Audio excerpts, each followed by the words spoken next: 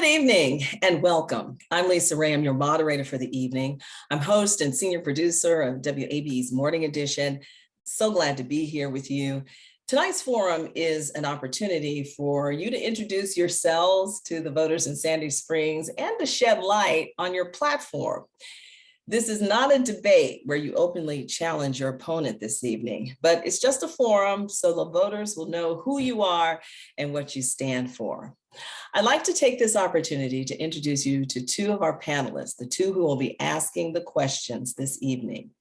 Amy Wenk is editor for Reporter Newspapers, and Tammy Joyner is democracy reporter for Atlanta Civic Circle. Welcome, both of you. Now, before we begin, we'd like you, the District 3 candidates, to tell us a little bit about yourselves. You each will have 1 minute, and please note that you're being timed very closely. You can look on the screen there, there's that little blue timer. It's the countdown clock, so watch that closely as you give us your remarks. Melissa Mular, we will begin with you. Please introduce yourself and tell us who you are. Hi, thank you. Good evening.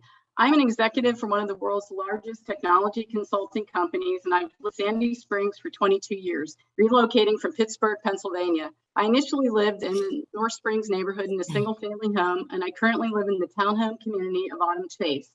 Sandy Springs is approaching its 20th year anniversary, and we need elected officials with vision that can successfully close out the current decade and position the city for the future.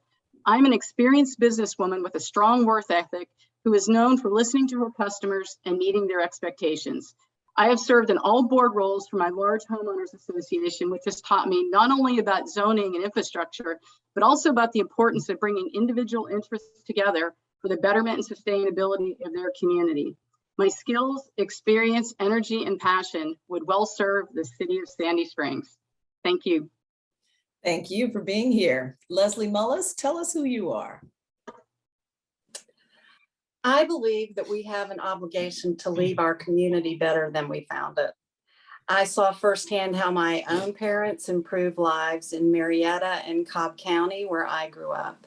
I'm Leslie Mullis, and I'm running for City Council in District 3. I recently retired after 37 years in IT at Bell South and Accenture, delivering programs with revenues greater than 500 million and staffs larger than the size of our city staff. I'm known as a problem solver.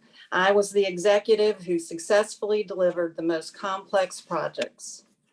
I've loved raising my 3 children here in this city. I've enjoyed the new parks and City Springs, but I think we need to get back to some of the basics of listening to the people who live here, maintaining our streets and our storm drains. But we also need to build for the future with some creative problem solving to address how we travel and the affordability of our community. Thank you. Thank you for being here. Eric Newberg, tell us who you are.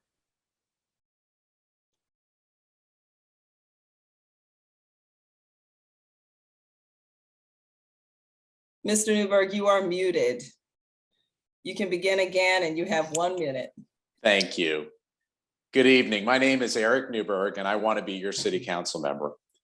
My wife and I have been residents in Sandy Springs for 14 years and can't imagine living anywhere else. I was fortunate to have coached Little League at Morgan Falls in the years prior to moving into Sandy Springs. It became evident to me even then that Sandy Springs was where I wanted to raise my children. I've had a penchant for public service, including 30 years as a volunteer and board member of Camp Sunshine, and relish the opportunity to give back more to our community. In my business life, I'm the Chief Financial Officer of Diaz Foods in Atlanta. Diaz Foods is a food distributor that logistically serves 29 states for restaurants and grocery stores. I believe my experience managing a very large entity in a fiscally responsible manner will prove to be an enormous benefit as a council member. I want to focus on being a fiscally conservative voice while ensuring that our first responders and police are provided everything necessary to keep our community safe. Thank you, Mr. Newberg, Leslie Mullis, and Melissa Mular. Thank you. And now it's time for the all-important forum. You'll be asked a total of 2 questions by our panelists. Then I will ask one based on questions the public submitted in advance. Each of you will have 1 minute to answer each question. Amy will ask the first question. Amy? Good evening, everyone. Mr. Newberg, more people are moving to the metro area. How do you think Sandy Springs can achieve balanced growth? Well, thank you. I think that's a great question and one that needs a lot of attention. Sandy Springs is geographically located in a position in between a lot of neighborhoods and a lot of communities, and we seem to be a thoroughfare for many of those communities. While trying to not attract, but while trying to address traffic needs, we also need to be cognizant of the fact that the community is for the residents and not necessarily for those driving through our community.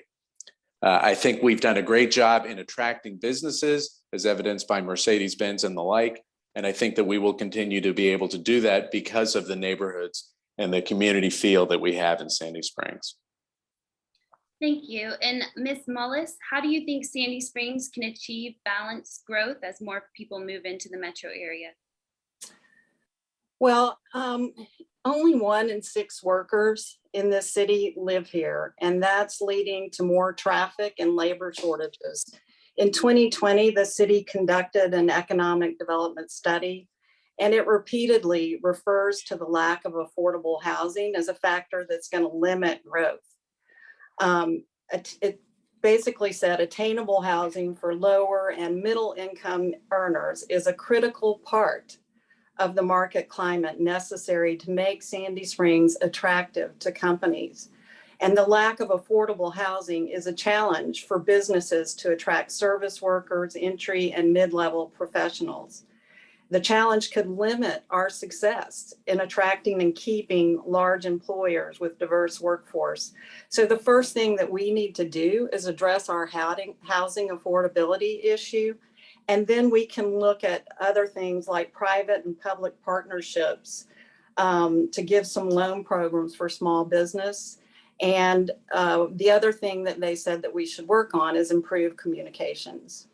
Thank you. And Ms. Muller, finally, how can Sandy Springs achieve balanced growth? First of all, I want to say this is a national issue for having growth for our people. I would encourage developers not to encourage developers. We need more home ownership. That's really what I think we need. Sandy Springs is over 50% multifamily living in rental properties. The national average for home ownership is above 60%. I would like to see more condos, lofts, ownership, to give ownership opportunities to people that are moving in. I don't support higher density in the middle of our neighborhoods. I want to make sure that we keep our neighborhoods the way they are. I believe they're lovely and beautiful with their tree canopies, and that's what makes Sandy Springs, Sandy Springs. Thank you. Thanks to all of you. Tammy, you can now ask your question.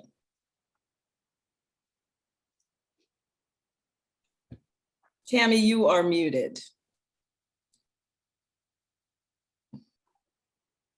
Sorry about that. Good evening, everybody.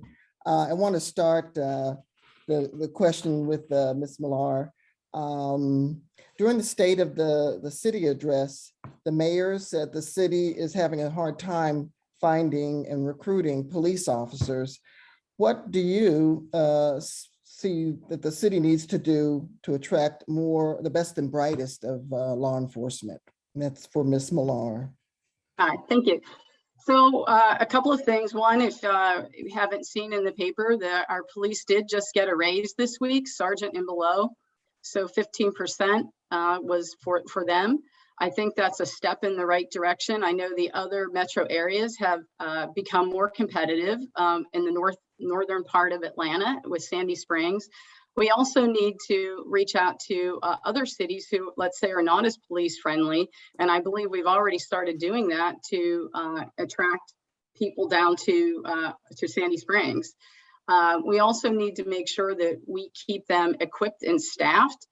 I would like to see a technology plan put in place if we don't already have one, so that we keep them safe as well as our citizens safe, to make sure that we can pivot and take advantage of the latest technology.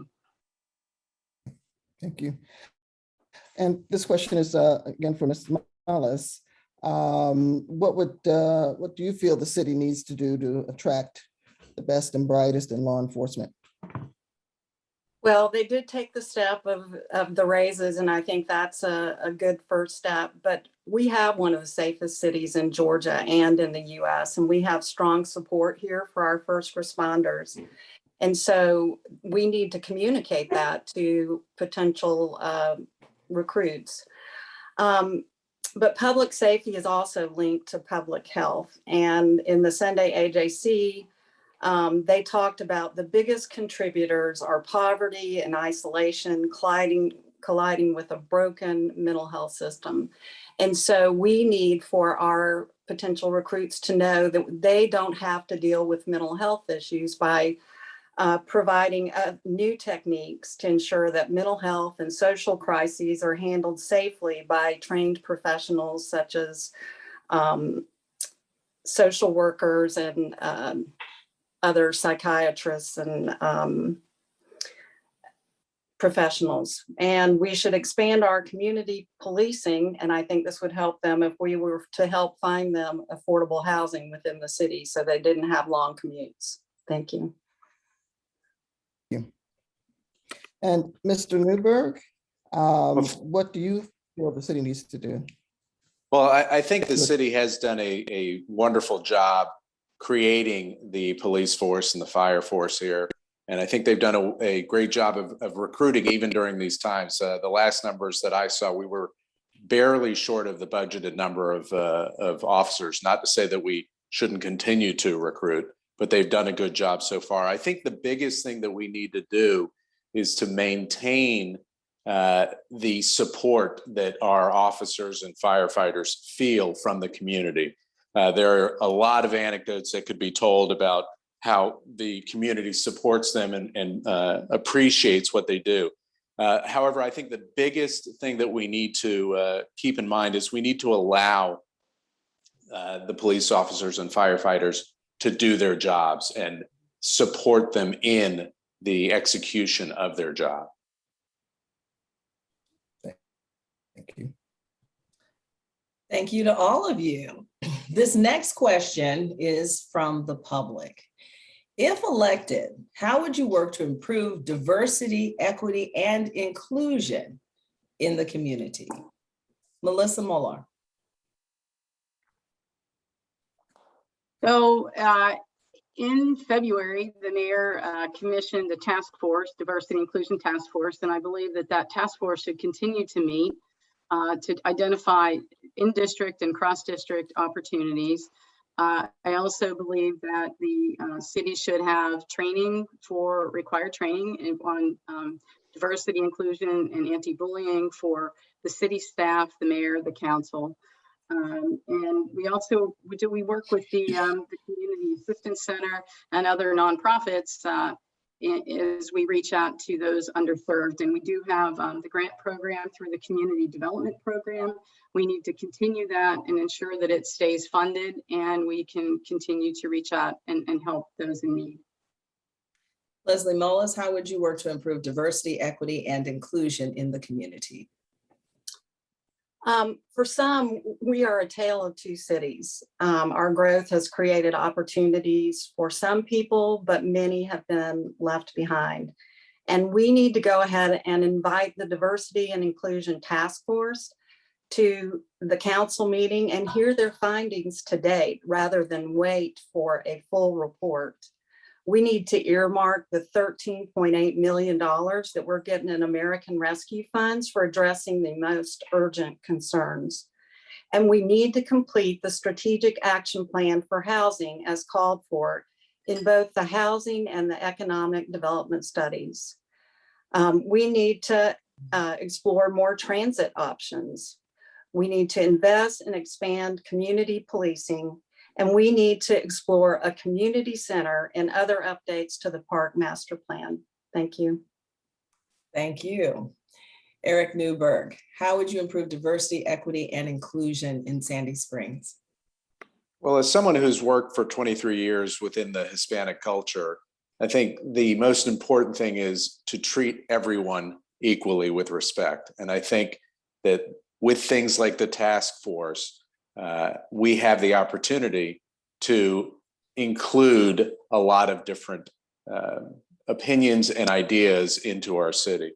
I do think, however, that the government should ensure that there are no policies that foster inequality or inequities, as opposed to trying to create programs to force that equity. Melissa Mular, Leslie Mullis, Eric Newberg, thank you so much. Time has run out. This concludes the District 3 Forum. I want to thank you all for being here and sharing your views and your platform. I would like to give you 30 seconds each for closing remarks. Melissa Mular, we'll begin with you. Hi, thank you. I'm uniquely qualified to serve as your City Council representative with my blend of large homeowners association and zoning experience, coupled with deep professional program management experience. I can hit the ground running.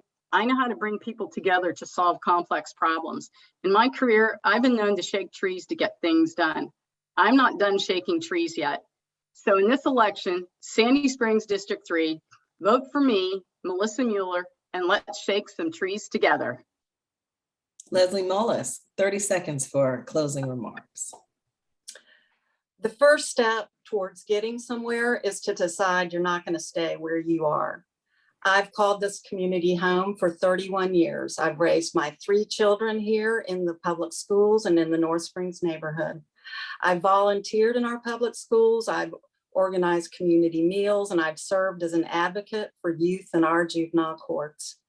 I have the proven skills, the time, and the talent to invest in moving our city forward. Vote Leslie. Thank you. Thank you. Eric Newberg, 30 seconds to say goodbye. Thank you. Next year, my wife and I will be empty nesters, which will afford me the time necessary to focus on enhancing our city and supporting its growth. Gaining the trust of my neighbors inside the district will be a privilege and a responsibility that I will not take lightly. If elected, I intend to listen to the thoughts and opinions from constituents. It's important in our form of government to allow constituents a voice. I will focus on supporting our first responders to ensure the safety of residents, as protecting the citizens is the primary purpose of any government. And I will attempt to balance the livability of the city by protecting neighborhoods with the need for continued development. I would be honored to receive your support on November 2nd. Eric Newberg, Leslie Mullis, Melissa Mular, thank you so much for joining us. Thank you so much for being here and sharing your views.